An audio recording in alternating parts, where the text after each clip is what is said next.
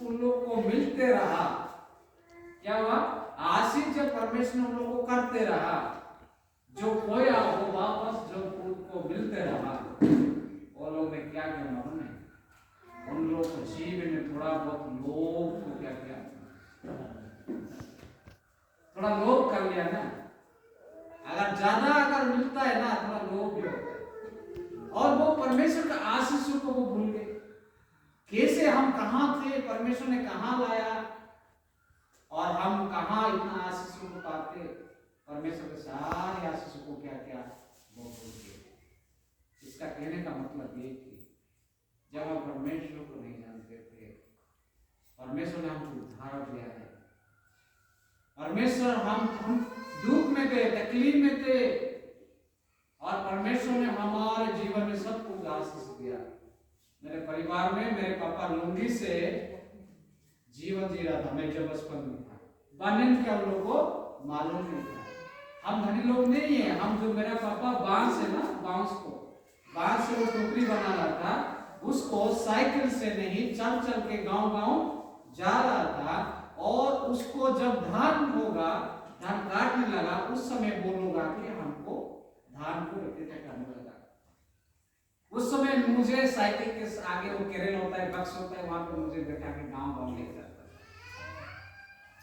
और मेरी मामी उस समय कभी कभी क्या होती थी, एक पड़ोसी में जाके चावल मांगती थी पकाने के लिए।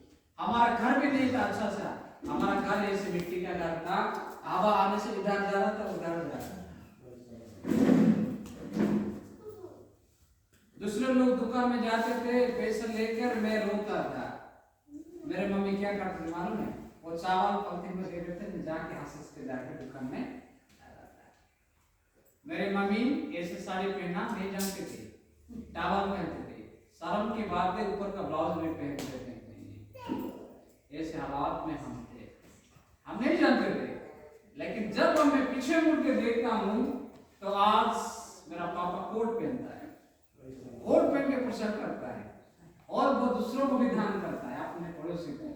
और मैं आज देखता हूँ जब क्रिसमस आता है, पास्टर लेकर जितने भी परिवार है, कोई तो गामछा लाता है, कोई पैंट शर्ट लाता है, कोई क्या लेता है, वो मेरी माँ मेरे बहनों को देता है, अपनी पड़ोसी को देता है, गरीबी लोगों को बांट देता है। ये परमेश्वर का आशीष। कहाँ टावल है, कहाँ लुंगी है, अभी कोट है, कहाँ मिट्टी का घर है, अभी छत घर है। ये भी सरकार दे, हम खुद ने नहीं बनाया। तो ये परमेश्वर का आशीष है। परमेश्वर आंसू को पूछते पूछते हमको हमारे जीवन में हंस भर देता है, हमारे खोए हुए भंडार को भर देता है।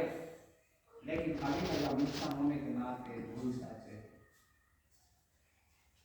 ऐसे ही इस्राएल लोग ऐसे होते, वो खाते थे फिर, और वो भूख लगते थे और भी टुकड़ाते थे। ये लोग बंधुआ में थे, वो लोग का कुछ नहीं था, परमेश्वर ने सब कुछ देने के बावजूद वो लोग क्या किया, लोग क्या। इसलिए यहाँ पे मलाकी के द्वारा परमेश्वर ने अपने लोगों को कहता है, क्यों मालूम है? 10 और 10 मांस के बारे में। ये ना समझे कि इस बादशाह ने आज के ऐसे नहीं किया। मैं आज जो आशीषों को पाया वो मैं बता रहा हूँ। आशीष, दान और 10 मांस परमेश्वर को क्यों जरूर देना जरूरी है, मैं 3 बातों को बताना चाहता हूं। पहला चीज, परमेश्वर हर एक आशीषों का स्रोत है। क्या है? परमेश्वर हर एक आशीषों का स्रोत है। ये कपड़ा हम पहनते हैं, मतलब परमेश्वर ने हमारे शरीर को ढका है। बहुत सारे लोग के पास, किसके पास कपड़ा नहीं है। जिस घर में हम रहते हैं उस घर का आशीष का एक भाग है। जहां पे हम काम करते हैं वो एक परमेश्वर का आशीष का भाग है। जो हम खाते हैं सब कुछ परमेश्वर का एक आशीष का भाग है। इसलिए परमेश्वर सारे आशीषों का स्रोत है। आपको मालूम है, जब परमेश्वर ने मनुष्य को सृष्टि किया, इससे पहले वो इस संसार से सारे बातों को उसके लिए बना सजा दिया। पहले मनुष्य को नहीं बनाया, पहले क्या क्या सृष्टि को बनाया। चलिए मेरे साथ खोलिए, थोड़ा थोड़ा करके हम खत्म करेंगे अभी। एक भजन उत्पत्ति 1:28 से 30 तक। और ऐसे आशीष दी पहला मनुष्य को कि और परमेश्वर ने उनको आशीष दी और उनसे कहा, क्या कहा मालूम है? फूलो फलो, मतलब फलते जाओ और फूलते जाओ। तुम्हारे जो पेड़ हो, तुम्हारे जो भी हो, तुम्हारे जीवन में आप पेड़ के जैसा फलते रहो और पृथ्वी में भर जाओ। और समुद्र में क्या किया जाए? और मछलियां डाल दिया, आकाश में पंखियां दे दिया, पृथ्वी पर रहने वाले जंतु को भी दे दिया। किसके पास आज शोर है कि नहीं? आज है ना, शोर है और क्या है, मुर्गा है, मुर्गी है, सब घर में है। परमेश्वर ने सारे बातों को क्या क्या बना दिया। और फिर परमेश्वर ने उनसे कहा, सुनो, जितने बीज वाले छोटे छोटे पेड़ है सारी पृथ्वी का, और तुम्हारे लिए भजन के लिए है। लिखा है ना 29 में, ये सारी पृथ्वी में जो जितने भी पेड़ है, पौधे है, भूमि है, ये तुम्हारे लिए भजन के लिए है, खाने के लिए है। किसको कहा? मनुष्य को। और जितने पृथ्वी के पशु और आकाश के पक्षी है, ये सारे मैंने तेरे लिए ऐसा रखा है। और इसमें तो क्या कर, कर्तृत्व का, राज का। इसका मतलब ये सारे पृथ्वी का देखभाल तेरे हाथों में मैं दे देता हूँ। जो हमारे पास जो खेत है, जो हमारे पास जो पेड़ है, जो हमारे पास पशु है, ये परमेश्वर का दिए गए आशीष का भाव है। और यहाँ पे इसलिए कहता है, इसलिए कि परमेश्वर हर एक आशीष का पहला स्रोत है, उसके बाद वो मनुष्य को बनाया है। आज तक नूह के समय में क्या हो गया? पाप की वजह से पूरा जो पीढ़ी को क्या किया गया? नाश किया गया। लेकिन नूह को एक आज्ञा दिया, हे नूह, आज से मैंने और ऐसे काम नहीं करूंगा और किसी मनुष्य के प्रति मैं नाश करने का सोच विचार नहीं रखूंगा।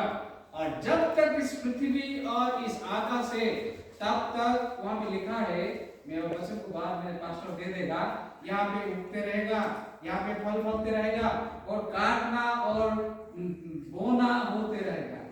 ये कब तक होगा? प्रभु यीशु मसीह होते रहेगा। हालेलुया। बहुत सा आंधी आएगा, तूफान आएगा, लेकिन कुछ नहीं होगा। फिर भी काटना, बोना, खाना, पीना होते रहेगा। पहली चीज, परमेश्वर सारे आशीषों का स्रोत है। हालेलुया।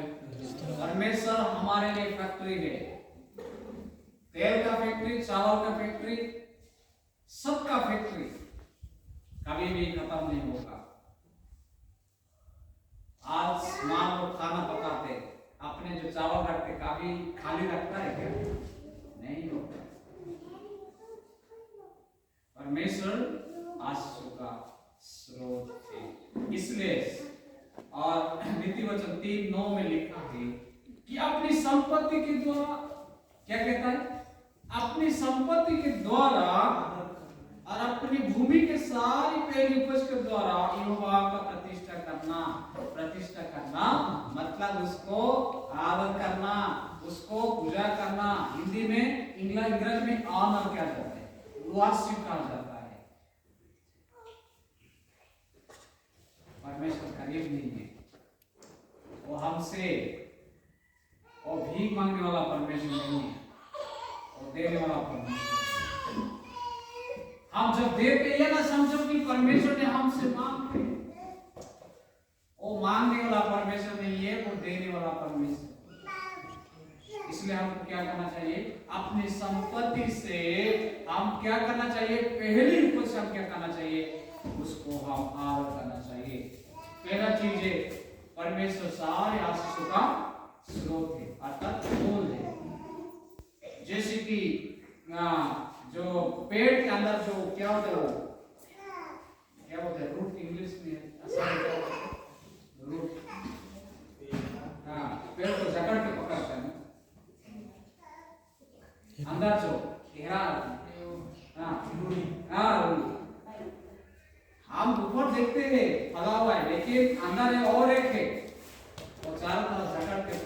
वही परमेश्वर है।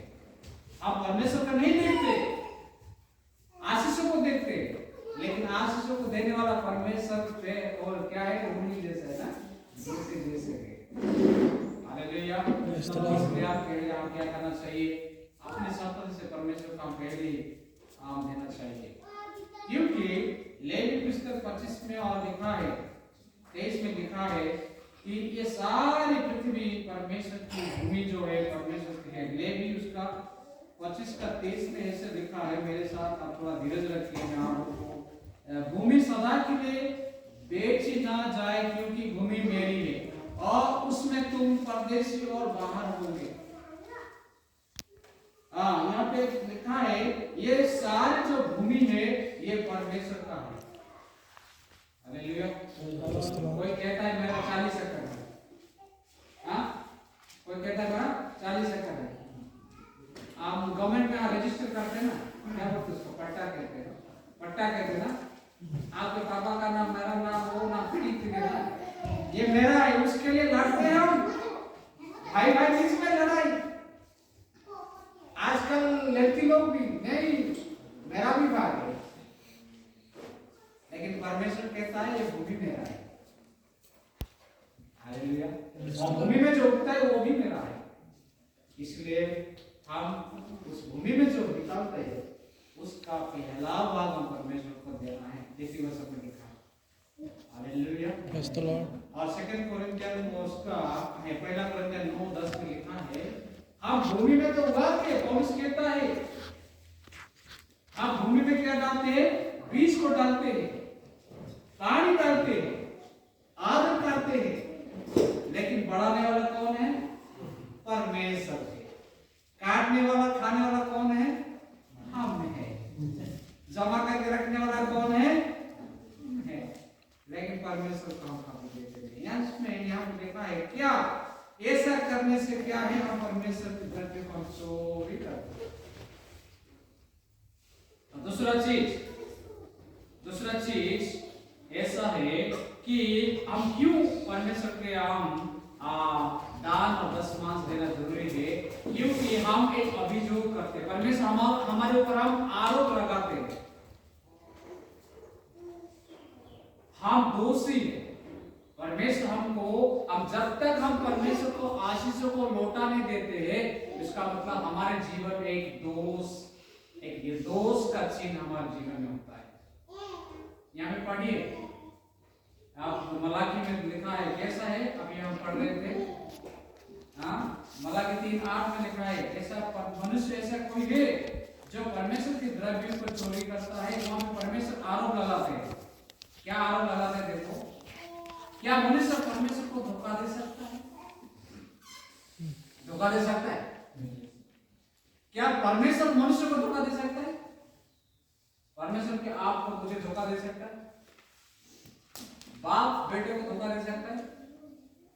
अभी कभी धोखा भी दे सकता है, मां भी धोखा दे सकता है, संसार के इंसान मनुष्य धोखा दे सकता है, लेकिन परमेश्वर मनुष्य को कभी धोखा नहीं दे सकता, क्योंकि वो अपने रूप से सर्व से हमको बनाया है।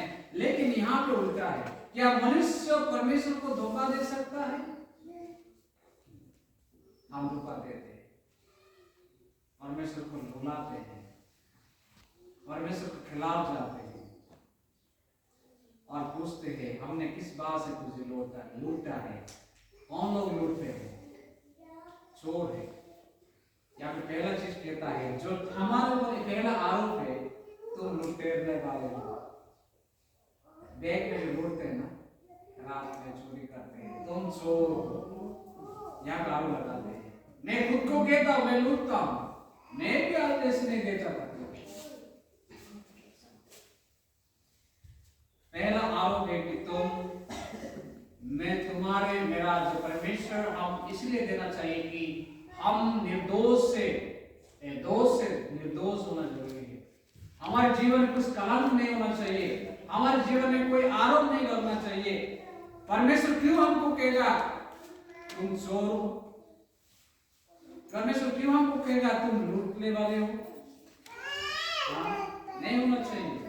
ये लोग आने के बाद आशीषों